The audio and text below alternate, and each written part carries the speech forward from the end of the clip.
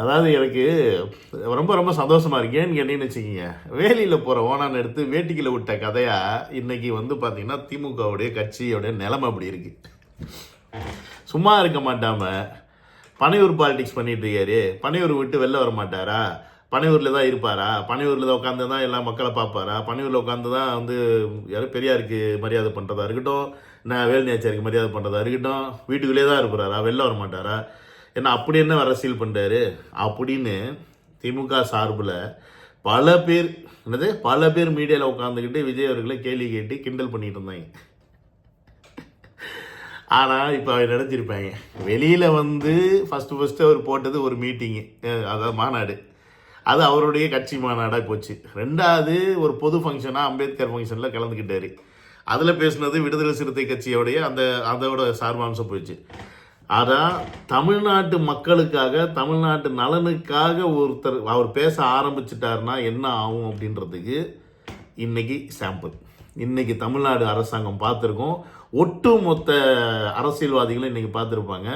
விஜய் அவர்கள் இன்னைக்கு தான் முதல்ல ஸ்ட்ராங்கான ஒரு விஷயத்தை கையில் எடுத்து, அதாவது தமிழ்நாட்டில் ஓகே நான் சொல்கிறது, அவர் நிறைய விஷயங்களுக்கு வந்து ட்வீட் எல்லாம் போட்டிருந்தாலும் ஸ்ட்ராங்கான ஒரு விஷயத்தை கையில் எடுத்து அதை எப்படி கொண்டு போகணுமோ அந்த மாதிரி கொண்டு போயிருக்காரு.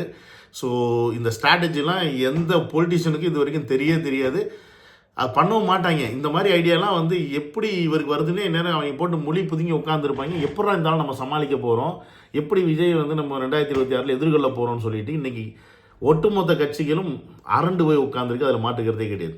ஏன்னா அந்த அளவுக்கான சம்பவத்தை செஞ்சுருக்காரு. ஸோ 2 தரமான சம்பவம், அதை தான் இந்த வீடியோவில் நம்ம பார்க்க போகிறோம். என்னுடைய சேனலுக்கு நீங்கள் யாராவது ஃபஸ்ட் டைம் வரீங்க அப்படின்னா சப்ஸ்கிரைப் பண்ணிவிட்டு பெல் பட்டனை ப்ரெஸ் பண்ணி ஷேர் பண்ணுங்கள். முக்கியமாக உங்களுக்கு கமெண்ட் செக்ஷனில் பதிவு பண்ணிடுங்க. Welcome to Vijay stock and welcome to another video. Yes, முக்கியமாக 2 விஷயம் இன்றைக்கி. ஒன்று பார்த்தீங்கன்னா காலையில் ஆளுநரை பார்த்து ஓகேங்களா, விஜய் அவர்கள் வந்து போயிட்டு ஒரு லெட்டரை கொடுத்துட்டு கொஞ்சம் நேரம் பேசிட்டு வந்திருக்காரு. அது என்னன்னு பார்த்தீங்கன்னா ஒரு 3 விஷயத்தை கோரிக்கையை வச்சு கொடுத்துட்டு வந்திருக்காரு. ஒன்று வந்து பார்த்தீங்கன்னா சட்டம் ஒழுங்கு வந்து தமிழ்நாட்டில் சரியில்லை, அதை சரி பண்ணணும். ரெண்டாவது வந்து பார்த்தீங்கன்னா வந்து பெண்களுக்கான பாதுகாப்பை வந்து இன்னும் கொஞ்சம் அதிகரிக்கிறது ப்ளஸ் அதை வந்து ரொம்ப இன்னும் பெட்டராக பண்ணணும் அப்படின்ற ஒரு அறிக்கையும். மூணாவது வந்து பார்த்தீங்கன்னா வெள்ளத்தால் பாதிக்கப்பட்ட மக்களுக்கு ஒன்றிய அரசிலிருந்து வர வேண்டிய நிதியை மாநில அரசுக்கு அவங்க கேட்டபடி கொடுங்க அப்படின்றது 3 கோரிக்கையும் வச்சுருக்காரு. இதில் நம்ம பார்க்க வேண்டிய விஷயம் என்ன அப்படின்னா, உண்மையாலுமே அவர் வந்து திமுக அப்படின்ற ஒரு கட்சி எதிர்க்கிறாரா, இல்லை இன்னைக்கு பண்ணிக்கிட்டு இருக்க இன்னைக்கு சிஎம்மாக இருக்கிற ஸ்டாலின் அண்ட் உதயநிதி ஸ்டாலின் எதிர்க்கிறாரா அப்படின்ற அந்த பாயிண்ட் ஆஃப் வியூவில் நம்ம யோசிக்கணும். அவர் வந்து ஆக்சுவலி ஒரு அரசாங்கத்துக்கு எதில் சப்போர்ட் பண்ணுமோ அதில் சப்போர்ட் பண்ணுறாரு, எதை கண்டிக்கணுமோ அதை கண்டிக்கிறாரு. ஒரு அரசாங்கம் மாநில அரசிட்ட மத்திய அரசிட்ட வந்து கேட்குது, எங்களுக்கு மக்கள் வந்து பாதிக்கப்பட்டிருக்காங்க, அவங்களுக்கு நிதியை கொடுங்க அப்படின்னு சொல்லி கேட்கும்போது அதை கொடுக்கணும். அதை கொடுக்கல அப்படின்னா அதை வந்து கொடுக்க சொல்லி வலியுறுத்துறாரு. ஸோ இது வந்து நல்ல விஷயம். அதே அரசாங்கம் தமிழ்நாட்டில் நடக்கிற ஒரு சட்ட ஒழுங்கு சீர்குலைவாக இருக்கட்டும், இப்போ அண்ணா யூனிவர்சிட்டியில் நடந்துகிட்டு இருக்க அந்த பெண்களுக்கான அந்த ஒரு பெண்ணுக்கு நடந்த வன்முறை இருக்க அந்த கேஸ் விஷயங்களாக இருக்கட்டும், போதை கலாச்சாரமாக இருக்கட்டும், நிறைய விஷயங்கள் இருக்குது. ஸோ இதெல்லாம் வந்து யார் பார்க்கணும் அப்படின்னா மாநில அரசுடைய இந்த டயத்தில் யார் பவரில் இருக்காங்களோ அவங்க செய்யணும். பட் அதை செய்ய தவறிட்டாங்கன்னும் போது அவர்கிட்டயே போய் நம்ம அவர்கிட்ட போய் திரும்பி சிஎம் அவர்கிட்ட போய் கோரிக்கை வைக்க முடியாது. அப்போ அவருக்கு மேலே யார் இருக்காங்களோ அங்கே தான் போய் அதை சொல்லணும். அப்படி ஒரு முறையாக தான் ஆளுநர்கிட்ட வந்து இன்னைக்கு பார்த்து பேசிட்டு வந்திருக்காரு. இது ஒரு சைடு இருந்தாலும் தளபதி அவர்கள் தன்னுடைய கைப்பட ஒரு லெட்டரை வந்து எழுதியிருக்காரு பெண்களுக்கு.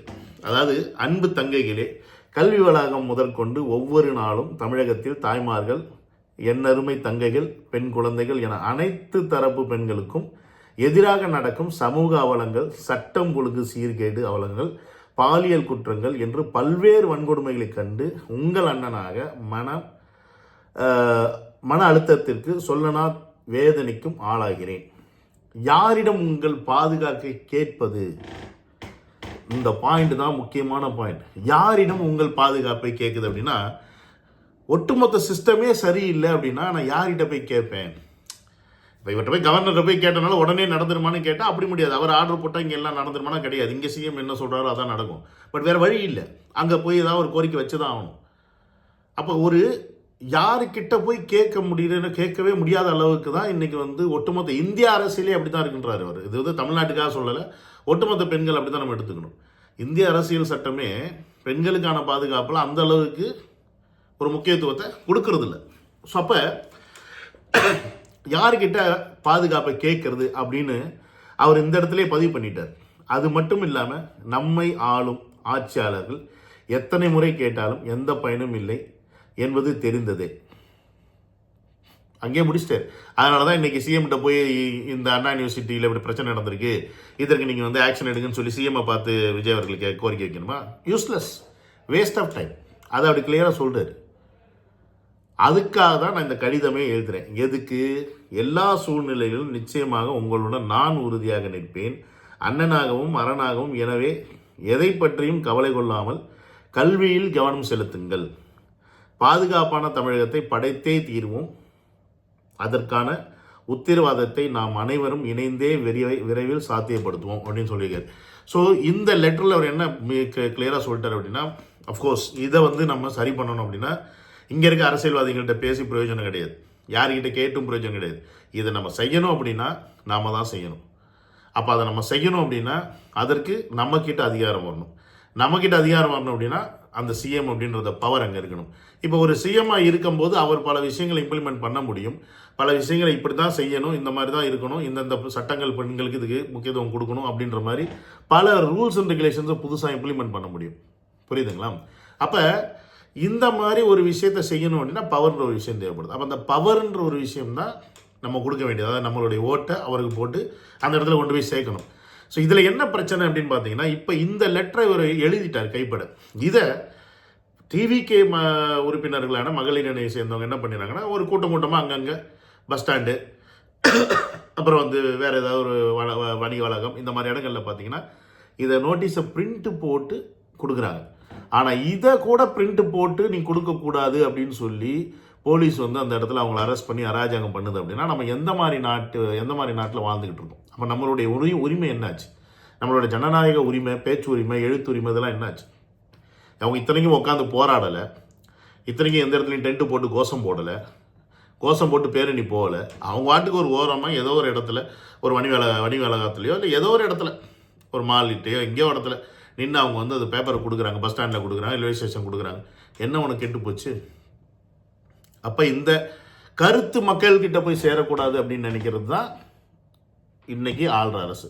அப்போ நீ ஒரு நல்ல கருத்தை மக்கள்கிட்ட போய் சேர விடாமல் பண்ணுற அப்படின்னா நீ எப்படி அப்புறம் இந்த அண்ணா யூனிவர்சிட்டியில் நடந்த அந்த பொண்ணுக்கு யார் தப்பு பண்ணானோ அந்த யானை சேரன்றவனு அவனுக்கு நீ எப்படி தண்டனை வாங்கி கொடுப்ப? எப்படி உங்க மேலே நம்பிக்கை வரும்? அப்போ இந்த நம்பிக்கை சுத்தமாக போயிருச்சு அப்படின்றதுனால தான் இன்றைக்கி தளபதி அவர்கள் இந்த விஷயத்தை செஞ்சுருக்காரு. ஸோ இதை மீறி என்ன பண்ணியிருக்காங்கன்னா, புஷி ஆனந்த் அவர்கள் இந்த மக்களை வந்து இந்த யாரெல்லாம் பேப்பர் கொடுத்தாங்களோ அவங்களெல்லாம் வந்து மீட் பண்ணலான்னு சொல்லிட்டு போகும்போது அவரையும் அரெஸ்ட் பண்ணி உட்கார வச்சுருக்காங்க. அப்போ என்ன தென்னாவட்டு இருக்கும்? உங்களுக்கு என்ன தென்னாவட்டு இருக்கும்? ஆனால் அரெஸ்ட் பண்ணதுக்கு அப்புறம் அரை மணி நேரத்தில் எத்தனை பேர் கூட்டினாங்க அப்படின்றத போலீஸ்காரன் பார்த்து மிரண்டிருப்பாங்க. இது ஒரு சாம்பிள் தான், இது ஒரே ஒரு சாம்பிள் தான். எவெல்லாம் விஜய் அவர்கள் களத்துக்கு வரணும்னு சொல்கிறீங்களோ, விஜய் அவர்கள் களத்துக்கு வந்தால் உங்கள் கழுத்துக்கு எல்லாமே